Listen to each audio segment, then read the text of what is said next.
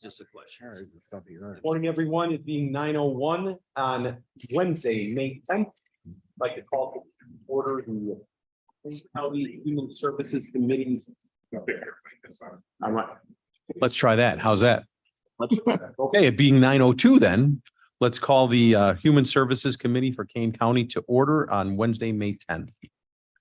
Allen. Kenyon, Here. Lewis, Who's here? Silva, Silva is here. Carver, Tarver's here. Linder, Linder here. Surges, Surges here. Pepe. Deputy here. Nipcorn. And we do not have Deb, is that correct? Correct. All right, super. We have a motion for the approval of minutes from April 12th, 2023. Linder moves. Linder moves, Tarver Silva seconds. seconds. Lewis seconds. Any conversation on these? Go ahead. Kenyon, Yes. Lewis, Who's yes? Silva, Silva, yes. Carver, Tarver's yes. Linder, Linder, yes. Surges. Surges, yes. I don't see anybody in the public for comment or online. Blair, is that correct? Perfect. Monthly financial reports are on file. If anybody has any questions on those. Department of Human Services, Human Resources Management. Jamie, items A through F, please. Good morning. First thing we're going to cover is the Blue Cross Blue Shield invoice. 1.5 million is. We're high well this month. It's within tolerance. It's actually, over the last couple of years, it's gone up, but But this is our highest one of the year, correct? probably of the year so far, but it's not particularly unusual. They creep up a little bit as people make their way through their deductible, and then the insurance picks up more. Next report is Blue Cross Blue Shield MERP. We've been staying over 70 for MERP enrollments right now. So that's trended up since the previous year.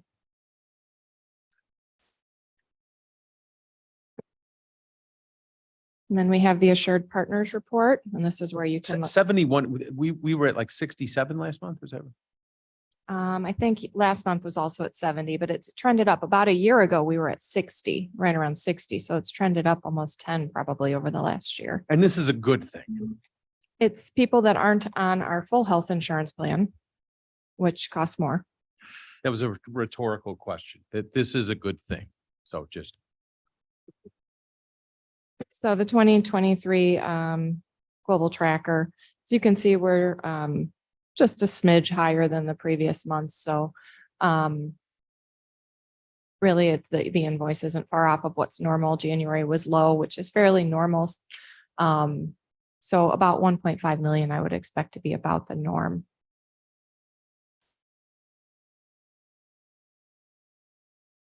Any questions about any of the health insurance reports? Okay, job applicants and open positions. We have a lot of open positions, but we're also seeing a lot of applicants come into those. So I think there's just a lot of movement filling our vacant positions. So if you look down the numbers, you'll see there's quite a few applicants for almost every position. Jamie, one of the, I feel like this mic is really loud. One of the items that we requested about 6 months ago or so was that we begin conducting exit interviews. Are those continuing? How are they? What are you seeing? How are those going? Those are going very well. So Are people happy to be part of that? What, can you give us a flavor of where we're losing people to, why are they retiring and yay, I get to go be with my grandkids, or, oh my God, this place is terrible and I got a new job, panning for gold in California, I'm going to make $1 million. There's a mix of all kinds of different reasons. And I think it was last month. And then again, I think quarterly, we're providing a report that has a pie chart that we'll provide. So it's not in the packet this month, but we only get a handful. I would say the majority of people don't fill it out. But we do have some that do. So we do create a pie chart out of those as far as the reasons, and we'll share that with the board quarterly. On those reasons. I'm gonna stumble on my words a bit here. Are we finding that the people that have those exit interviews are people that are genuinely wanting us to better ourselves by giving us information, or are they upset people feeling like this is their chance to get back at their coworkers and one last shot before they leave? What's I haven't seen any that seem to be people trying to slam the door on their way out, so to speak. Good. There have been some people that genuinely just want to give their input as to what can be improved.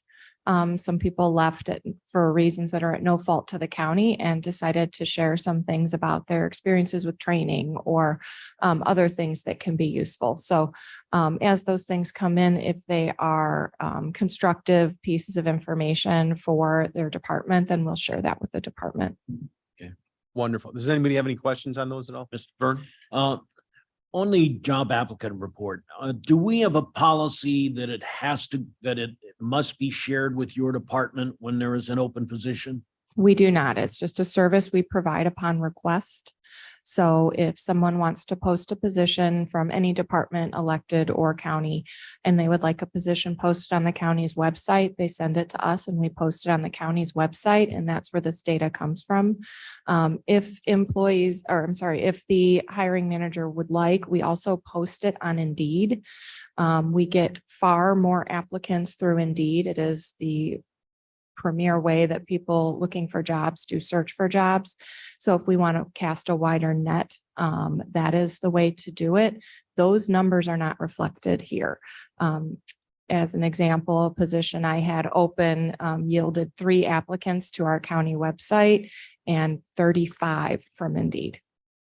What would it take to establish a policy so that everything has to be, I don't want to say it has to go through your department, but it has to be shared with your department so that we can have one source for saying, here's all the open positions. We certainly can do that. I can draft something like that for you if you'd like. Linda here, I agree. There should be some sort of transparency in open positions.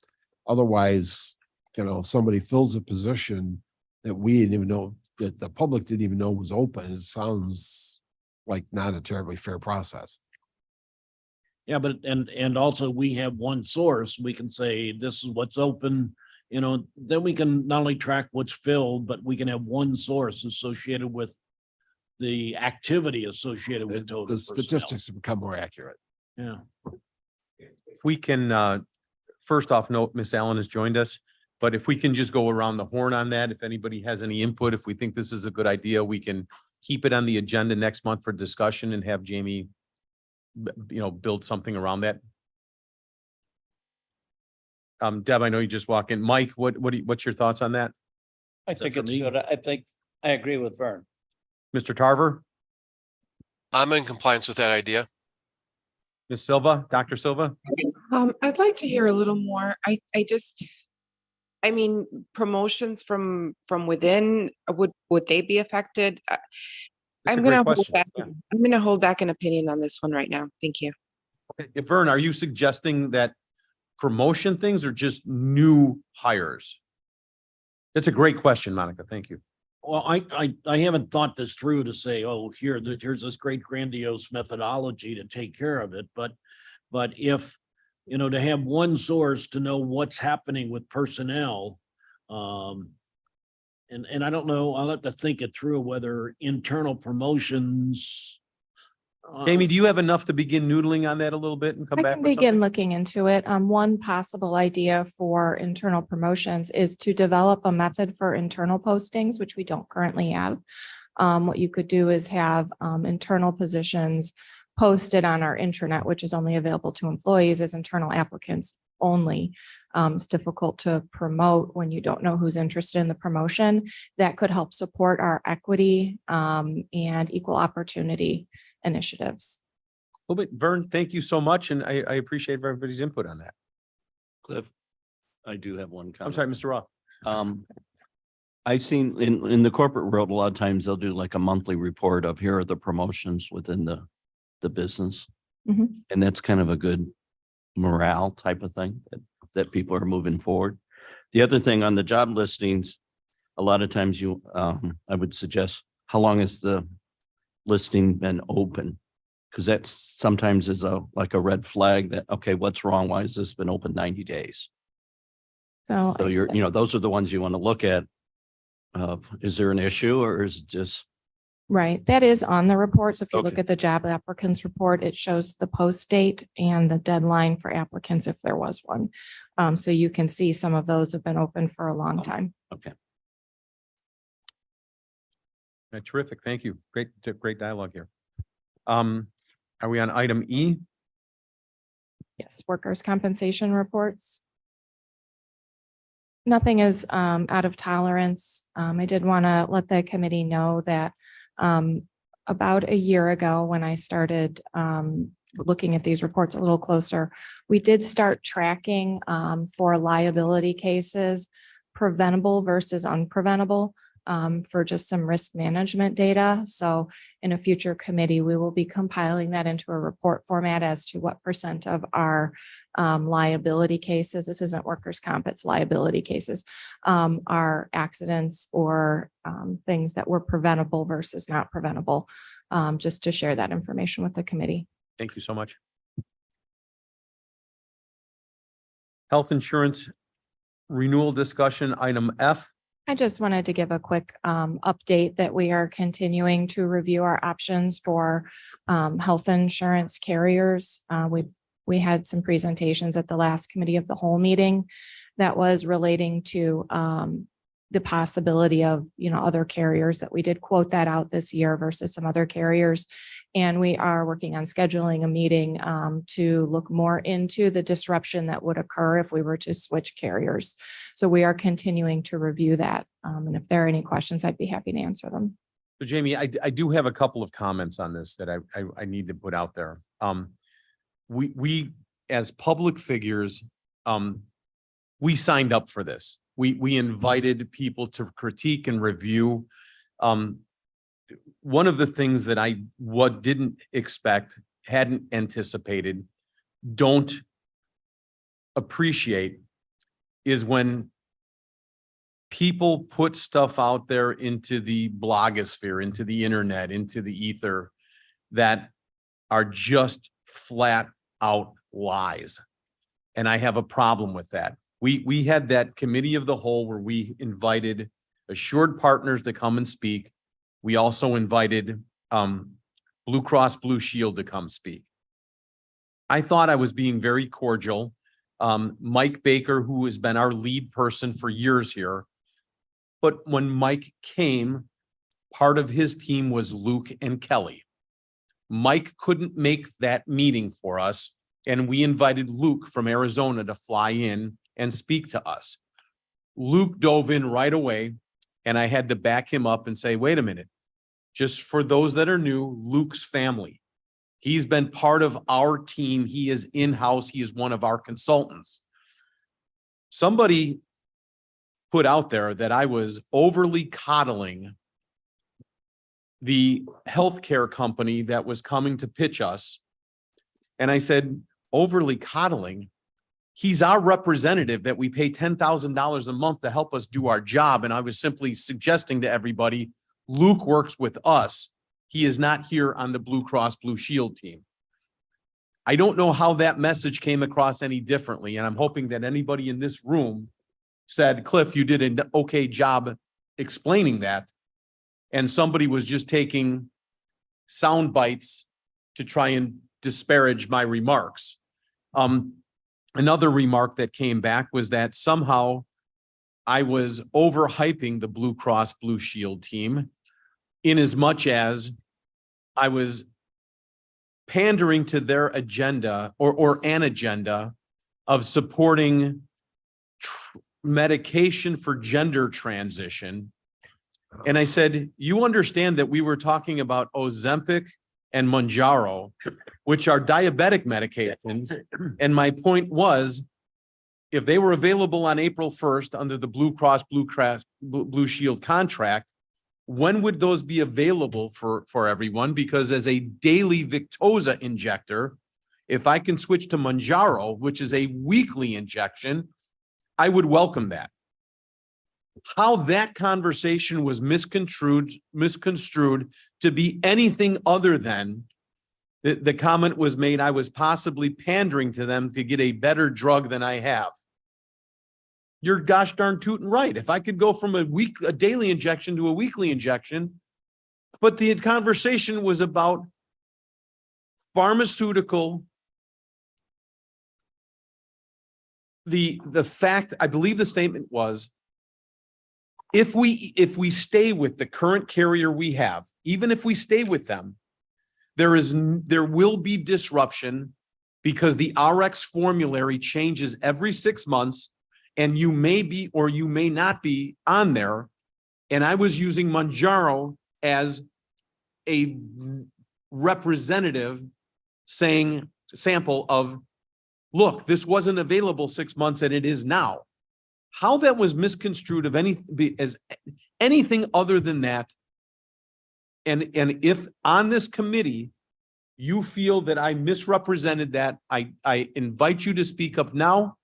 I don't think I misrepresented it. I take great offense to somebody taking our words and twisting them. I think it was very clear who worked for us. It was very clear that Blue Cross was coming to pitch us. It was very clear that they were $2 million more than everybody else. It was very clear that a disruption was going to occur, whether we stay with them or don't stay with them. And it was very clear that we'd be inviting the other vendor to come speak with us. And how that got translated in any other way, I'm missing the point. But Mike. Cliff, the minute you started talking about the whole prescription thing, I remember the conversation and I remember quite clearly that's what you were saying is if we make our decision based on what's happening in the formulary we have no control over it. It'll change, very possibly adding or deleting or substituting every twice a year. That was a very clear conversation. Thank you. I think we have to understand that there's a element in our society today that is looking to prove that government is totally unreliable. And so they pick and choose what they're going to hit and throw out on the internet or stand up and say in a citizen's comment or whatever. And it's not sincere. It's looking for a way to discredit. And it's not fair. It happens to all of us and it shouldn't. I would rather somebody look you in the eye and have a discussion if there's a problem, but there was no problem with what you did. I'm very clear. I think, Mr. Linder, I appreciate that. And I appreciate the support. I would like to think that our county, at least from my actions, and I joke all the time about red jelly beans and blue jelly beans, and I am a red jelly bean, make no doubt about it, but I don't believe the county is a place for partisan politics. And I put my money where my mouth is. Even yesterday, I pulled one item from the agenda from the consent agenda to make sure that we address the notion that somebody in the audience had made a remark regarding our circuit clerk's office and the expungement personnel staff. That was a red jelly bean supporting a blue jelly bean in this case. And in that particular case, I just wanted to make sure that we set the facts straight because they were being skewed. Right. And so I thank you and I invite that if at any time I am not representing truth, that you call me out personally, but I think I did an okay job on that. Yeah, just as an aside, I guess more and more as we have people that are observing, especially remotely, we don't know they're observing. When we have that citizen comment section and people stand up and say, well, you're going to pay somebody $265,000 a year to stamp some papers. We need somehow or another to get the message out that people are allowed to say things. We don't respond because we would never get our meeting done if we started having responses back and forth, but that's not necessarily true or untrue. It's just what that person said, and that's all it is. And I think sometimes people hear that if they're sitting at home watching the meeting and they hear them say, well, $265,000 for this job, they believe it. And it's a good thing that we did pull it off and have a chance to discuss it. But whether somebody who heard that in the first part of the meeting, heard the second part of the meeting, we have no control over. But And Ms. Barrero did reach out to me and say, thank you for helping clarify that. And I challenge all of us that if we see something like that, I know it's on consent and I know we want to get out of here, especially me, but I think it needed to take the time to make sure that that record was set straight. And that's what I'm trying to do again this morning on these statements. So Deb, did you have a? You know, I think you're, first off, I think you run your meetings very fairly. And I think it's kind of new for us to have confrontation in the way that it has shown up recently. It's kind of a surprise to me, and I've been here for a while.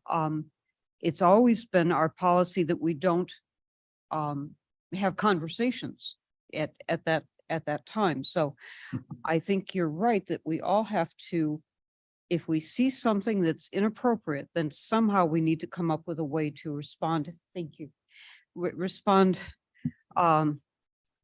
in a way to back up bad information. Just make sure the truth's out there and it's accurate. Exactly that's all. right. Because believe me, my wife will tell you, I can step into a pile of poop all by myself. I don't need somebody to push me there. So, there you go. No, yeah. I wasn't quite done. Oh, I'm so sorry. I just wanted to say that there was a colleague of ours some years ago who said, you can't legislate stupid. You also can't legislate intelligence or generosity or any other of those forms. You just have to live with them.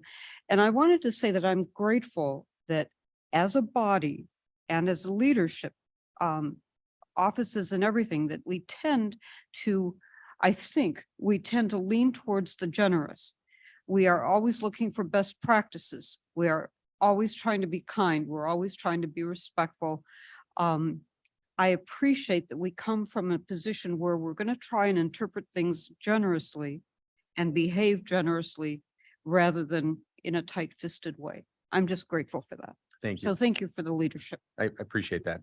Now, the point that one of the points I was going to though, United Healthcare has asked to present. Do we want them to present to this committee first?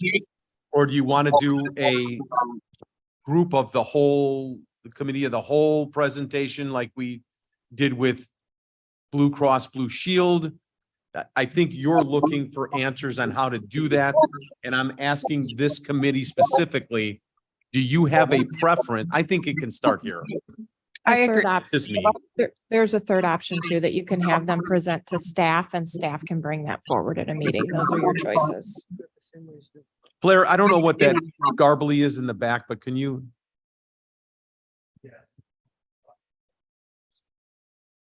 Who keeps coming back up? Yeah. That's me. I keep opening my mic because I don't know if you can hear me. I say my name in order to speak. So that might be my background noise. This is Silva. You're the best. I keep trying to raise my hand verbally, but you don't catch me. So I think that's why. May I speak? Yes, please. And so what I would like to say is that I would prefer to receive the information first as a committee, whether it be from staff or from United Healthcare directly. But it is just nice, since we are the committee and are expected to know somewhat in case our colleagues have questions, that we have heard this information before. So my vote would be to receive the information in committee first. Thank you. Dr. Silva, thank you. Mike, do you have Well, what is our timeline? What's our drop dead? you say, October 1st? no, way earlier. We have to pass it as a board, or we have to pass it as a committee by July for August passage. For August board meeting? If we're going to change carriers potentially, that would be the absolute end date in which our SmartBen, our benefits platform, would be able to make the needed changes prior to open enrollment beginning October 1. Okay, so logistically, we need a decision by August as a board. well, then we need to do it quickly, but I think just for transparency, if we had Blue Cross in making a presentation, we should have these people in. I would not be comfortable with just a staff report. Will I trust staff? I just feel as though it should be in an open meeting because the Blue Cross thing was in an open meeting, whether it's in committee or whether it's in committee of the whole or where it is. But I think we need to have it in a public, have their presentation publicly since the other one was. I'm just gonna put you on the spot, but Madam Chair, do you have a preference either way? I'm sorry, I don't mean to catch you off guard, but I have comment too when you're done. okay, if we added this to a committee of the whole, would you have an objection to that? Good to see you. Yes, timing wise, because May Committee of the Whole is already, You're jammed with budget stuff. well, and some other things as well. So it would have to probably wait till June before we could have it, and that would be at the end of the month to present this. So I believe that would be too late for us to actually accomplish anything, to have a presentation. So Mike, we considered might need to June. go committee. Is that Let's do what? it in committee. I would like for it to be public since the other one was, but this public forum is fine for me. It doesn't need to be the whole. So you may want to, because I believe admin comes directly after that. This may be about a half hour back Yeah, and to Ms. forth. Juby's point, we might need to schedule a little bit more time for that one. You could do you mean like a special committee meeting? Well, just extend this so we don't have to have everybody come back in. I hate to say it. The but new do Open Meetings 8:30. Act, that may be more convenient when people have to But come. we would do it in one of our committees. The question is, could we get that in and out in a half an hour? Or would we need to go And that to would 11 be, o'clock and that then? would still be in June. That would still be the first week of June. That would be the first, we're the, well, first or second week of June. Which would mean that you wouldn't really have a lot of opportunity Special to committee meeting? do any follow-up, any contract negotiations. You'd really have to make the decision and move immediately to contract. So let me, Anita, you had a question? No, I had a statement. I never ask you questions. No. Since we, whatever problem you were talking about, I don't know if it was Facebook or whatever it was, but since people have raised some questions about the presentation of Blue Cross and Blue Shield, I think that if we did not have it at a committee of the whole, they would be like, oh, you had that at committee of the whole, and now you're shoving these people down just to this other committee. So I think we already set the precedence of having the other carriers at committee of the whole.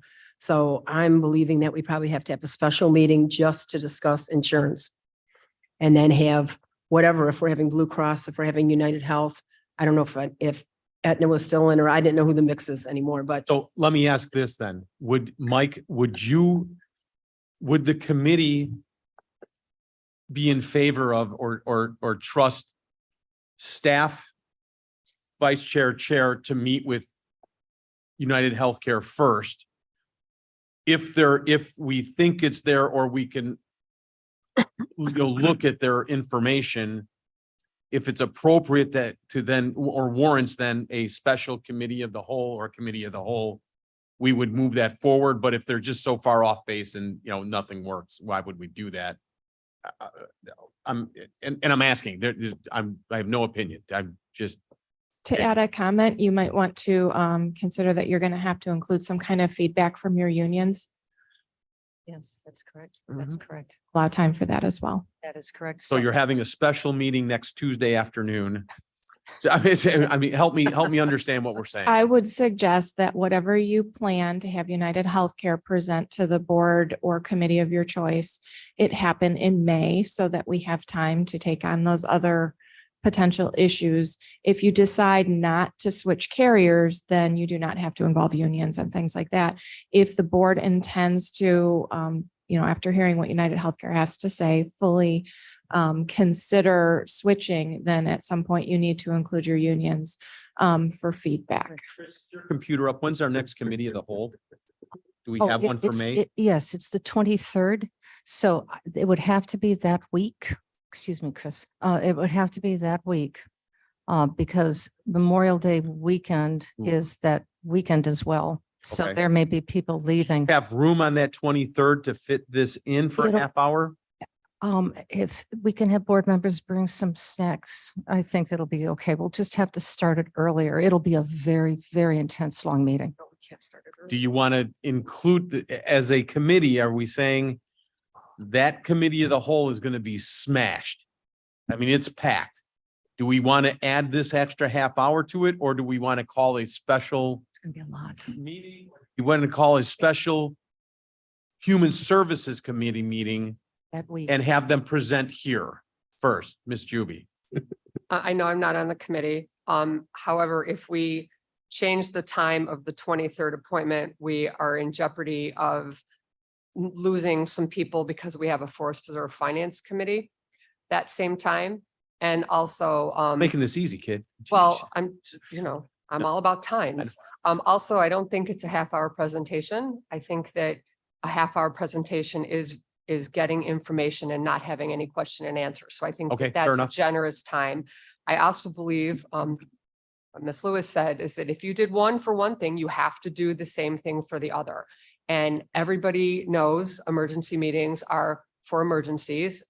This happens to be a time because we have a deadline that we have no control over. So I don't see jam packing another committee of the whole meeting. I see setting a time aside where we can be relaxed, we can assimilate the information, and we can ask intelligent questions. So I don't want to add another meeting to my month. However, I think that that would be the way for us to go. Did you just say a special meeting? Yes. I would think it would be a special committee of the Okay. whole meeting. Mike? I agree. Yeah, I think especially since you've already had some criticism about favoritism towards Blue Cross, I think we really have to treat the other vendor the same way. So with the whole board, committee of the whole, if we have to do a special meeting, that's what we have to do. I think it's necessary. Kenyon? You have to consider how much can we absorb for a meeting? How many topics can we have and do them correctly? Do them well. Yeah. So it should be a separate meeting, so we can think about it. It's a big decision. So to these three on this side of the room, we're not saying a special Human Services Committee. You're saying a special committee of the whole. Well, the board needs to know, and they need to think about it and say yes or no. I think you have the answer we were looking for. Yeah, well, I mean, we're Work with spending the $1.5 county million board office a to month on schedule. this, so. Yeah, you're spending $1.6 million a month. I think it's worth it. Correct. If that is the opinion of this committee, that obviously we'll take a look at the dates, schedule about an hour. I think that would be, An hour should be sufficient. We gave Blue Cross a 15 to 20-minute limit at the previous cow. So we would convey the exact same time frame to United Healthcare and then question and answer following. Now, do you feel that you need Assured Partners here? I believe that that would be valuable, and I will reach out to Assured Partners to get someone from their office scheduled. Thank you so much. Yeah. Does that answer what you, I'm so sorry. Madam oh, Chair. and I just want to come actually to what my memory was about Blue Cross. I was just getting on the board at that time, and I remember that there was a lot of expressed concern. I don't know what your opinion was. I honestly do not, but I do know that there was a lot of employees who really liked Blue Cross, and it seemed to be their decision that was saying, "Hey, if we're participating, this is our preferred vendor." So I just, that's a clarity that it did come from the bottom up as who they wanted to have. So, Madam That's Chair, my in memory. 60 seconds or less, the game plan of this has been 6 years ago to say, do we want to look at an outside vendor? Of course we do. However, we were also at that time tied up in the collaborative. Help me with the IPBC. Illinois, whatever. Yeah. It was a big consortium insurance cooperative that we were involved with. Problem is that works out really well for the smaller players in the group. We were the second largest player in the group. It was no longer of benefit to us. So we spent the next couple of years saying, how can we pull from that? We ultimately pulled from that, but you couldn't pull from that and change carriers. CPI due out this morning. Economists expect the year-over-year headline rate. I don't know how it happened. Well, Phone was off. You couldn't pull That's from why it was IPBC, the double cost. collaborative, and change carriers at the same time. That disruption would have been too much. We then said, if we're going, now that we're out of the collaborative, we want to stretch our dates to make sure that we are in line with open enrollment, because the collaborative dates were so far off, all it did was mess us up. This is the first opportunity in 6 years that we've been crescendoing to say, okay, we're even Steven, apples to apples. Let's make this happen and get it priced out. So did we listen to employees and our staff and everything back then? You gotcha, you betcha. But now I think we are in a totally different position right now to say, we have enough tools, we have enough data that we didn't have before to be able to make a comparison. And so now let's just make the comparison out there. And in those 6 years, we've seen an awful lot of mergers of hospital groups, medical groups. And I mean, I think we have a third less than we did before. And those hospitals have all congealed into, we know who the groups are. And I think the biggest question that we had from last week was Delnor. Delnor. It wasn't on the list. How do you not have that on the list when you're coming to Kane County? And this is the big hospital that we have right within arm's length here. It is on the list. Yes, they confirmed And they that did Delnor confirm. is absolutely included in that. What that list was like the top 10 medical groups. Okay, It was not a listing of hospitals, but often medical groups are named after a hospital system like Northwestern Medical Group. So that was not a hospital listing, but our broker did confirm that Delnor is absolutely a part of that group. super. So I think we have our directions. You're going to pick a date that's not the 23rd. Maybe give it another couple of days. You will work with 18th, the 18th. the 18th, you're saying? Yes, afternoon. Okay, 18. I think we have some consensus. What day of the week is that? So when, Thursday afternoon, week from tomorrow. Week from tomorrow afternoon. Give you enough time? I will have to contact, make sure that. Yeah, they're that's able to assuming come that UHC day. We'll have to call them and make sure. Yes. Yeah, but as we long will as the do that provider can immediately. be here Okay. and Assured Partners is there, then, and I thank everybody for your conversation on this. We'll have to get it posted. And the 18th is drug court graduation. What, Some board members like to. what time is that? But that's in the Aye. evening. It's at 5. No, it's in the late afternoon. That's what I have on my calendar. At 5 o'clock? Right. So let's make sure ours is at, 3:30. what's your normal cow? Three, I think. Four. So, but if we move it at 3:30, that way an 3:30 to hour, 4:30, I think we're in the clear. and then everybody can get to drug court if they want to. Okay, cool beans. Tag is still not getting, or not still going. Compliance monthly training report. Vince, I'm gonna get you out of here. Honest to God, I'm gonna get you out of here. This is just sexual harassment training numbers, holding steady. We'll get a big rush in August when it's due. If there are any questions, I'd be happy to answer them. Okay, old business. Item 8A, amending chapter 2, article 3, division 3, ethics of Kane County Code. Vince, we're gonna pull you up here, but let me give you the overview. I believe the conversation, and I did have a phone call on this. I believe the conversation is the way we have it now is we do have an ethics person that we can go to that is not extremely overworked, but that person is there to say, hey, if I do something, what are the ramifications? What we're discussing today is the person that says, I've already done something and now there's a problem or potential problem, I should say. And instead of having the state's attorney view this, we would like an outside panel to review it. My question at the time was, where do the people come from to fill this panel? Is this a paid position? Is this volunteer? And if the other position, like I'm asking permission, only has like 3 a year. In the other one that says I've done something wrong, now I need forgiveness. Is that 1 a year and who are we looking for? And Vince, take it from there. So I don't have any numbers as to or basis to really say how often the commission would be used if there was a commission instituted by this board. It would be utilized only when there is a written complaint. So that is required based on the draft of the Ethics Commission presented here, is that a written complaint would need to be done first, and then that would initiate the proceedings that the Ethics Commission would do to review that complaint and then hold any kind of hearing necessary, and then come up with the penalty or recommendation as to any sort of discipline. The ethics advisor, which the county does currently have, as you indicated, only deals with inquiries or guidance. And as far as whether the ethics commission would be paid or not paid, certainly that's a policy issue. I believe the ethics advisor that the county currently does have is a paid position. So the ethics commission would probably also be paid, but the county can certainly try to seek any volunteers that they want.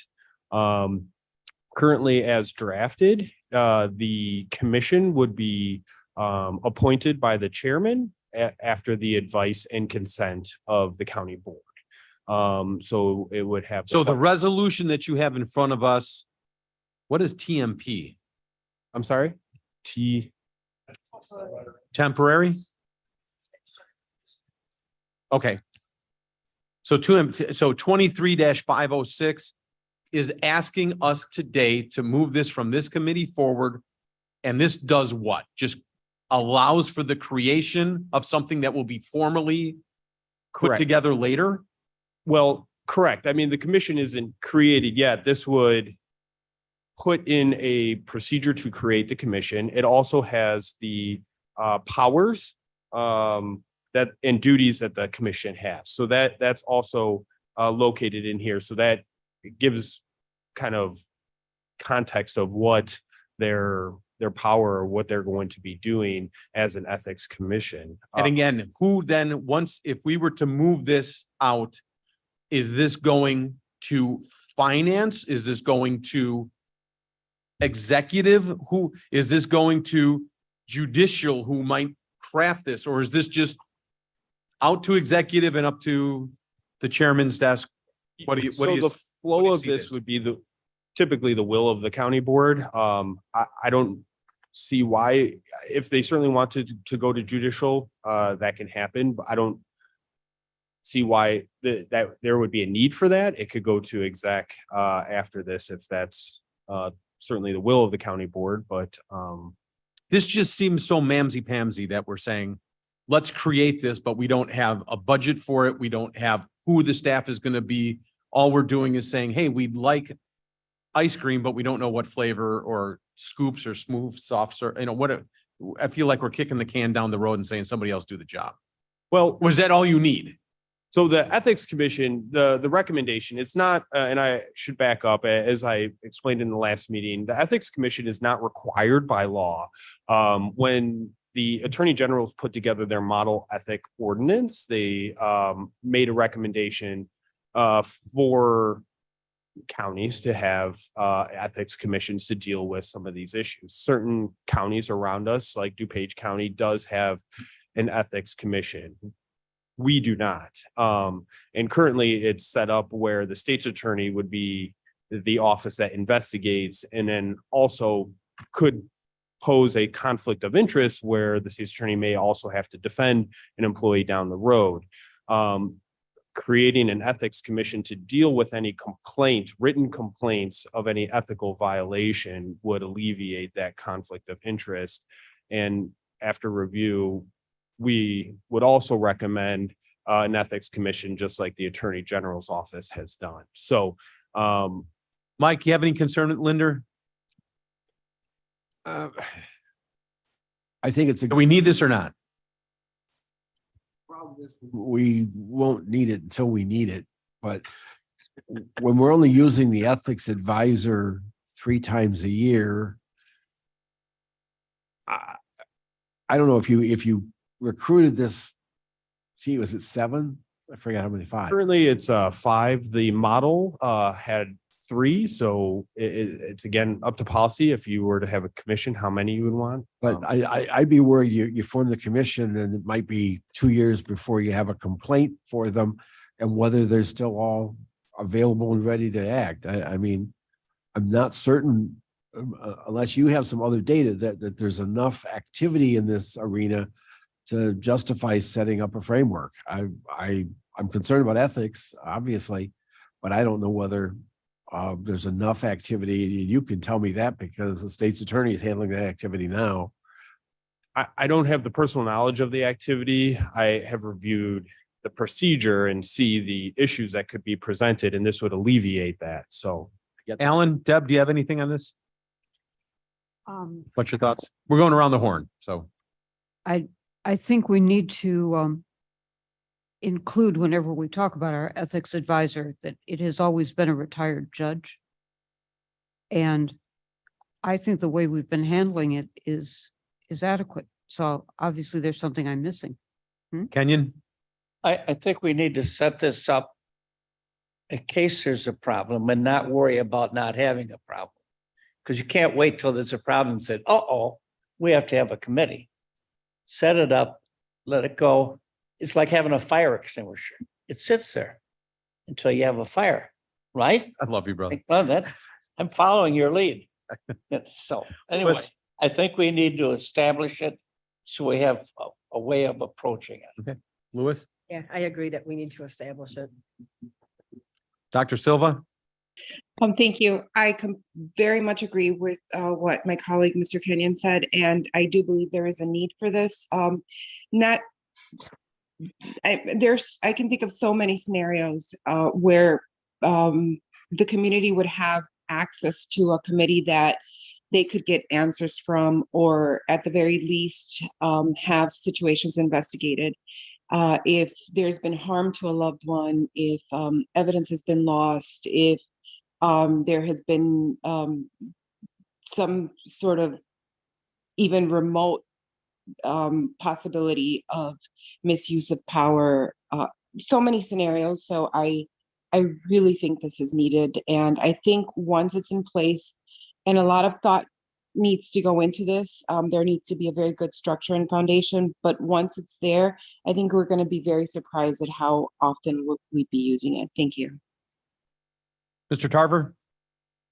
I agree. I believe being preventive is a great way, and this is a great recommendation for us to prepare for the future. So I agree with Mike Kenyon and the rest of my colleagues in moving forward. All right, so Vince, are you asking for a vote on this today as? That's up to the committee. I think you have your answer. So I think what I heard was enough to say, let's motion this and move this forward. You just threw me on the whole temporary thing with the 23-506. Just I didn't put that in there, so I don't know. I did not. Kenyon, are you motioning resolution number 23-506? I would like to. Ms. I'll Lewis? second that. Mr. Tarver seconds. Any discussion there? And Vince, thank you for your hard work on this. Of course. Please call the roll. Alan, Can I just clarify, just as it is? Yes, we are just, We're not going okay, we're not, yes, it sounds like we are not laying the ground. We are just opening the door. okay, I'm going to vote no. Kenyon, Yes. Lewis, Lewis, yes. Silva, Silva, yes. Tarver, Tarver, yes. Linder, Linda, yes. Surgeon. Surges, yes. Passes with 1 no. Okay, Vince, thank you so much for coming. New business resolution is this being pulled? No, this one is fine. Resolution authorizing salary increases pursuant to equity project. Jamie? This is what was handed out. It is following the Labor Management Committee. There was a request that we put forth that graph that had the people below, more than 20% below the median in our initial review of the salaries to get them raised to that bottom line. And so that's what this resolution does. And it authorizes the budget adjustment from contingency as needed to fund those adjustments. And this is within the $900,000 budget that was already in play for this year. The current estimate is about $200,000 annualized for these raises as we continue to look at budget. So we're working with finance to determine what was budgeted for each position and then fund the budget adjustment from what was budgeted to what we recommend the salary be. Okay, you confused with that. Are we going above the 900 that was allocated? No, approximately $200,000. Super. Okay, and do I have a motion for that? I'll make the motion. Kenyon will make it. Kenyon, Alan Miss Allen seconds. I have two resolutions in front of me. Those are the same. It's just, I wasn't sure. Savannah brought it and I brought it also. Those are the same, except for the draft was removed. The draft tag was removed. So this is 23-646. Yes. Like, is that what you have? Oh, it's from the form. Mr. Chair. Mr. Tuppy. Jamie, all of these positions that are listed here, have all of this been discussed with the appropriate managers and they're aware of all of this? It wasn't sent out until Monday, but this does not actually change those salaries. It authorizes the department head or elected official to change the salary and get the subsequent budget adjustment. It would still be up to them if they agree with the change to write a actual payroll form that effectively changes the salary for the person. So if they have some reason, such as when they look at this, they determine it wasn't properly graded or have an issue that they would like to hold off, they certainly can, but it gives them authorization. It puts the department head or elected official in charge of that actual change. That was leading to my next part of the question, which is, are you getting any feedback that this is good, bad, or? I've primarily had feedback that this is very good and they're very excited to pass these raises on to the appropriate staff. Please call the roll. Wait, I have a question before. Oh, I'm so sorry, Anita. So we did, Jamie, we did receive a, email you did, and we got copied on it from, our Director of Environmental and Water Services with some things that she did not think were in line. How are we addressing that? So I'm sorry, I didn't know you received a copy of it when I replied. I think I Okay. I'm sorry. included Mr. Surgis on my copy, but I didn't know she sent it to the whole committee. I will forward you my response to each of her items that were listed. Ultimately, her concerns stemmed from feeling that this study was over and this was it.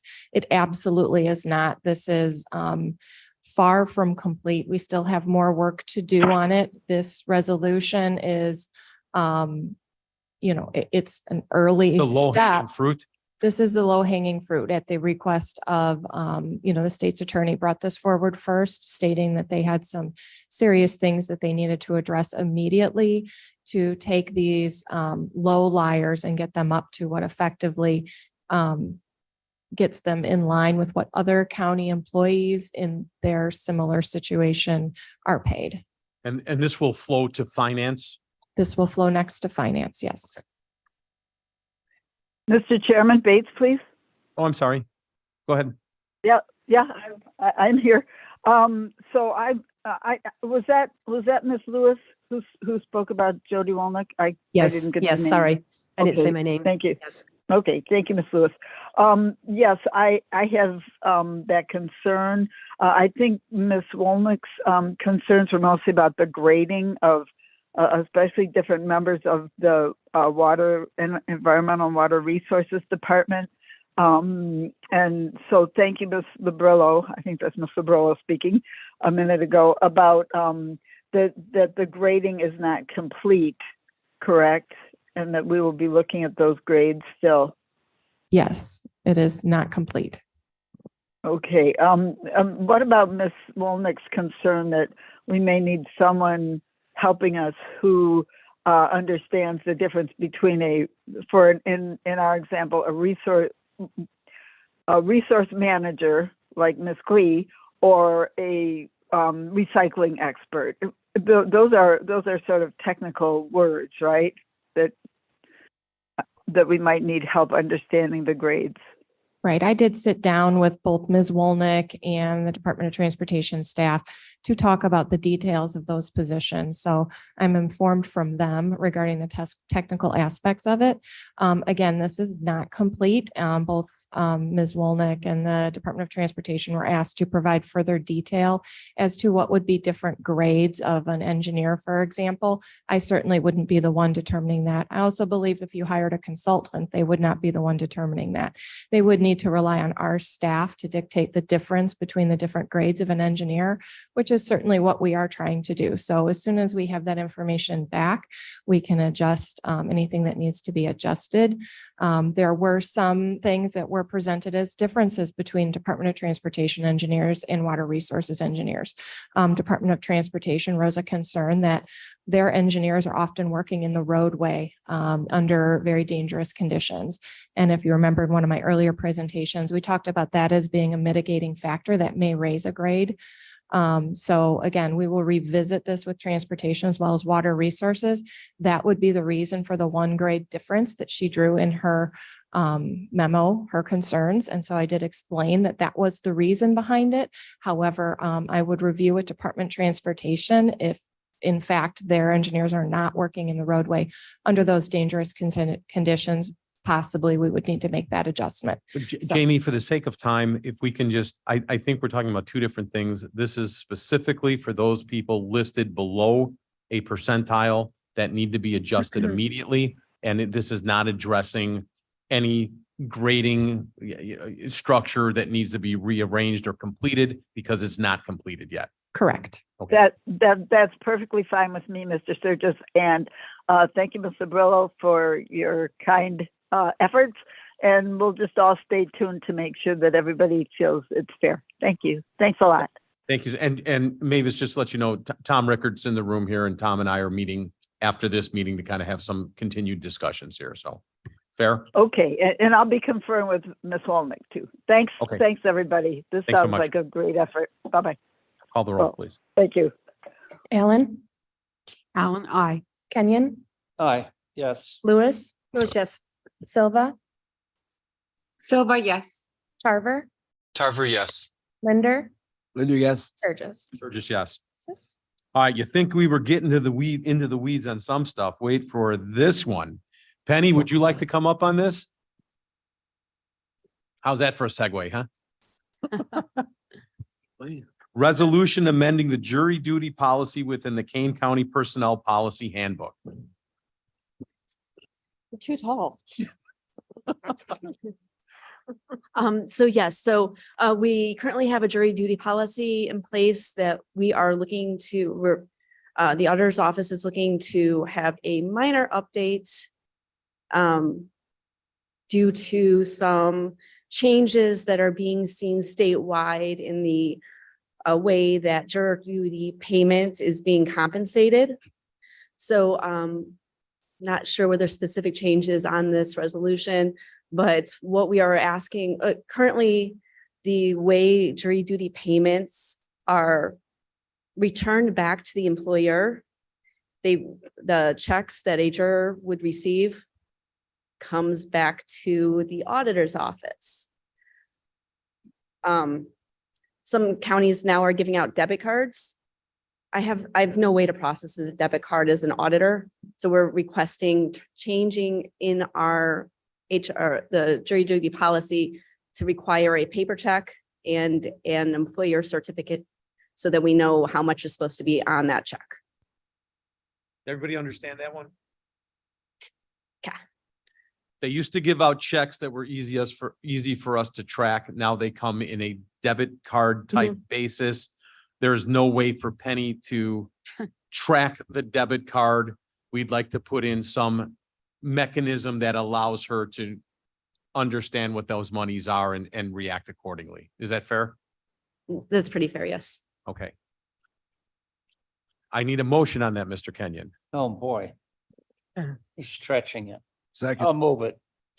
second. I'll second. Second, any conversation on that? Please say no.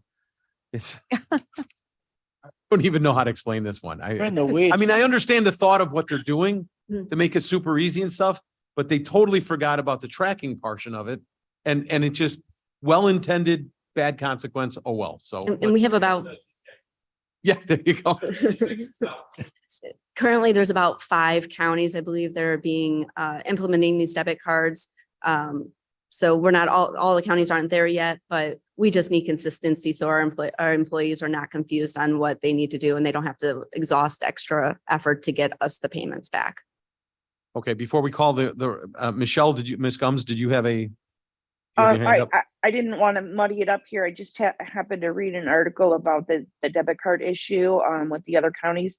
There's some confusion as to if they don't use their debit card by a certain period of time, then they lose money, and that's muddy to me. So I support this. Yeah, that's not I mean, part I of know I'm it. not. Yeah, I know, but It's my understanding that information will come before JPS next month. So right now, we're just concerned, the sole concern here is for Kane County to receive the checks that outside counties are from outside counties, because not all of our residents, not all of our employees are Kane County employees. Some are McHenry County, Cook County, DuPage County. Those counties may start or have started to implement the debit cards. So we just need a concise process here in our county for our employees. I got you. Thank you. I should have just stayed quiet, but thank you. Call the roll, please. Thank you. Allen, Alan, I. Kenyon, Yes. Lewis, Lewis, yes. Silva, Silva, yes. Tarver, Tarver, yes. Linder, Linda, yes. Surges. Burgess, yes. Item C is being removed from the agenda, not ready yet. Item 10, Deb, can I get a motion to place reports on file? Alan moves. Linder seconds. That's an all in favor? Aye. Oh, it's a roll call, sorry. Allen, Alan, I. Kenyon, Yes. Lewis, Lewis, yes. Silva, Silva, yes. Tarver, Tarver, yes. Linder, Linda, yes. Surges. Surges, yes. I don't think we have any reason for executive session. Mr. Kenyon? Move we adjourn. You did good today. I don't know how. All in favor?